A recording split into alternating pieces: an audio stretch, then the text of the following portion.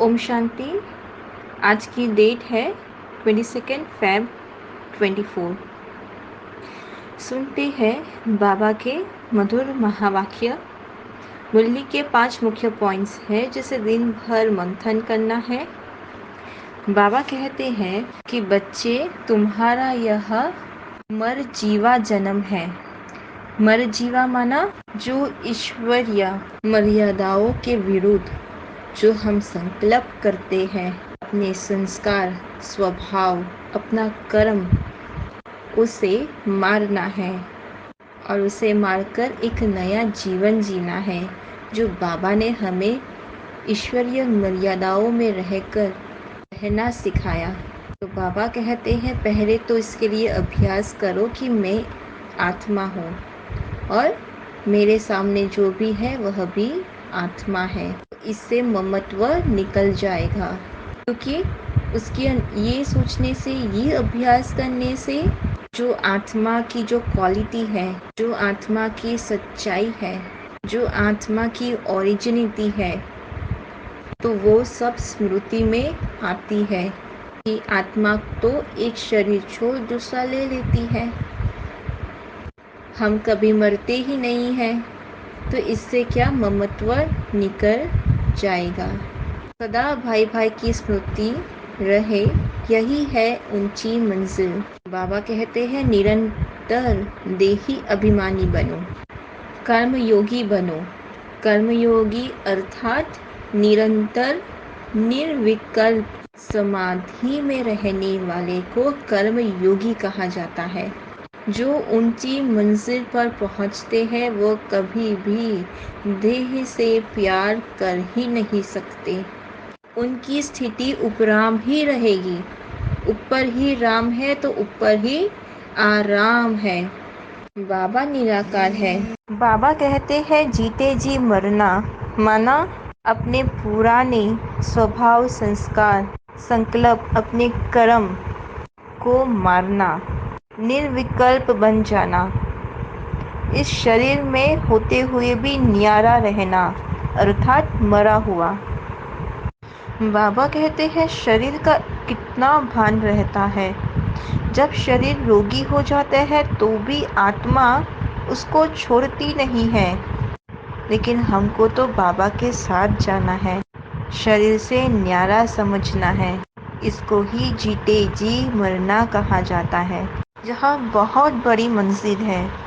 देहधारी की याद एकदम उड़ा देनी चाहिए। खाते पीते भी जैसे कि इस शरीर में हो ही नहीं, यह अवस्था पक्की करनी है। अब जाके हम 9 रत्नों की माला में आ सकते हैं। सेकंड पॉइंट है अपने को आत्मा समझते समझते शरीर का भान आपे ही निकल जाएगा। बाप की याद से ही विकर्म भी विनाश होंगे। विचार सागर मंथन करने बिगर तुम उछल नहीं सकेंगे, तो विचार सागर मंथन करो तो ही उछल आएगी। जो सतो प्रधान पवित्र आत्मा होती है उनमें कशिश होती है, वे अपवित्र आत्माओं को खींचते हैं। थर्ड पॉइंट है मनुष्य दान पुण्य करते हैं दूसरे जन्म के लिए। तुमको भी, हमें भी नई दुनिया में इजाफा मिलता है। बस सब कुछ साक्षी होकर देखते रहो। बाप समझाते हैं जो कुछ करते हैं उसका भी अहंकार नहीं आना चाहिए। ना कई लोग होते हैं जो बहुत सेवा करते हैं, उनमें अहंकार आ जाता है कि ये मैंने किया।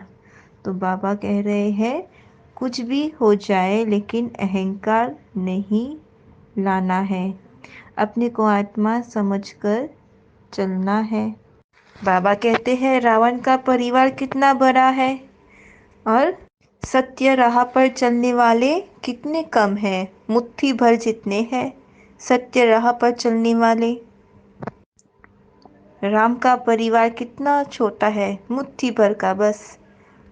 तुम्हारा राम संप्रदाय कितना थोड़ा है, सिर्फ 9 लाख। हम धरती के सितारे हैं, माँ बाप और हम बच्चे। अगर किसको देखकर बुद्धि में आता है कि यह बहुत अच्छी है, बहुत मीठा समझाती है, तो यह भी माया का वार होता है। ये कैसी माया है? ये सोचने से भी माया का वार है। हाँ, ये भी तो एक रॉयल आकर्षण है। तो माया ललचा देती है। 4th पॉइंट है, बाप जो विदेही है उनसे ही प्यार रखना है। इसी में मेहनत है। कोई भी देह में ममत्व न हो। बाबा कहते हैं कभी भी शरीर पर आशिक नहीं होना है। अरे ये तो कितनी मीठी है, कितना मीठे से समझाया। नहीं, अरे मीठा तो ज्ञान है जो बाबा ने इसको समझाया है। मीठा तो ज्ञान है, मीठी आत्मा है, शरीर खुद ही मीठा है। 5th पॉइंट है, याद एक को ही करना है, हमारा तो एक बाबा दूसरा ना कोई। तो आज बाबा ने पूरी मुरली में यही कहा है कि अपने को विदेही अशरीरी समझो। चाहे आप कुछ भी कर रहे हो, खाना खा रहे हो, तो भी शरीर का भान ना हो। देही अभिमानी बनो। देही अभिमानी का मतलब देह में रहते हुए शरीर का भान नहीं, उसको देही अभिमानी कहा जाता है। आत्मा अभिमानी माना आत्मा के रूप में स्थित होकर हर कार्य करना। चाहे तुम किसी से बात कर रहे हो तो आत्मा को देखकर बात करना। ये है आत्मा अभिमानी स्थिति।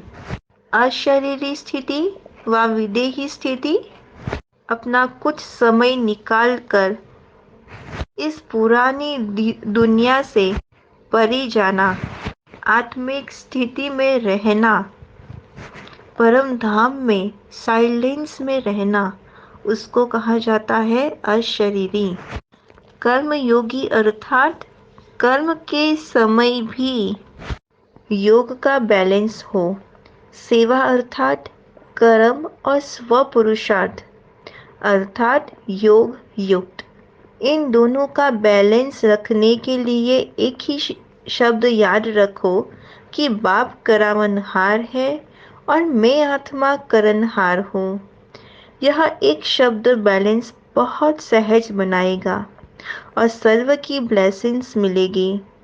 जब करनहार के बजाय अपने को करावनहार समझ लेते हो तो बैलेंस नहीं रहता और माया अपना चांस ले लेती है। कर्मयोगी अर्थात कर्म भी करो तो उसके साथ योग भी हो, इन दोनों का बैलेंस होना। निरंतर निर्विकल्प साधना में रहना, योग युक्त युक्ति युक्त होकर चलना। नज़र से निहाल करने की सेवा करनी है तो बाप दादा को अपनी नज़रों में संभालो। जब बाप दादा को अपनी नज़रों में संभालेंगे तो बाबा भी आपको दिल में बिठा देगा, वे भी नज़र से निहाल करेंगे। तो ये थी बाबा की आज की मधुर महावाक्य। अच्छा, ओम शांति।